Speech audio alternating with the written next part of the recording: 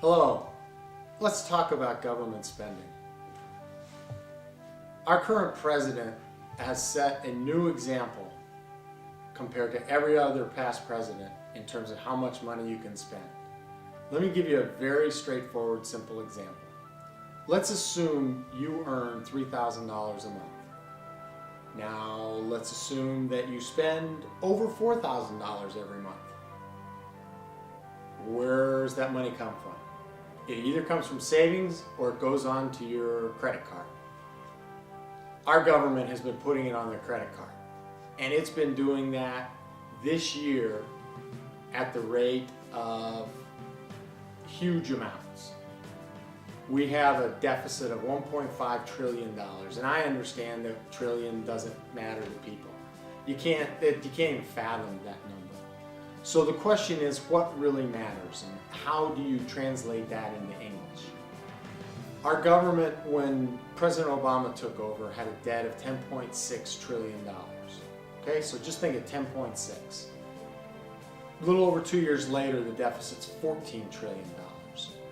So we have $3.4 trillion, or 32% increase in our debt in a matter of 2 years.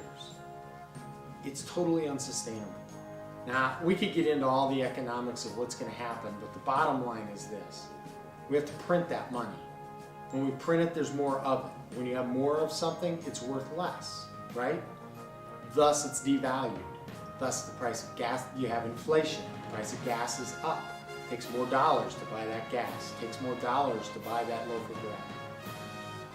We have got to correct this. I have a very simple solution for this as well.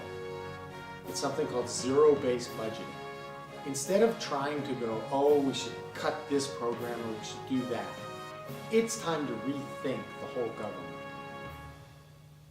We need to start from zero. And at each department, at each area, we need to say, from zero, tell us why you exist. Are you constitutional? What is your goal? What benefit are you going to provide to the American people? Why do you exist? Or are you here because a bunch of congressmen or the president felt we needed to create something, but it adds no value to us?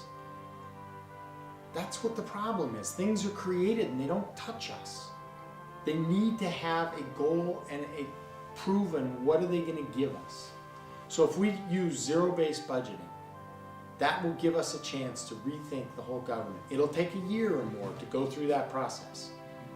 But at the end, we're going to be right-sized. We're not going to be, let's cut 20%, or let's cut back to 2008. Because, you know, quite frankly, you could cut 20% of every department and shrink things. But maybe one department needs the money and should have the money. And there's another department that we don't even need. Then you didn't fix the problem. It's armchair quarterbacking without understanding what the real issues are. And you know, our government has a tendency to do that. They're not business people. They don't know how to manage. And quite frankly, as we talked about in other videos, they do a very poor job of financially managing. So it's very simple to solve this problem of government spending. Let's start with zero and see what we need and see what we come up with. Thank you.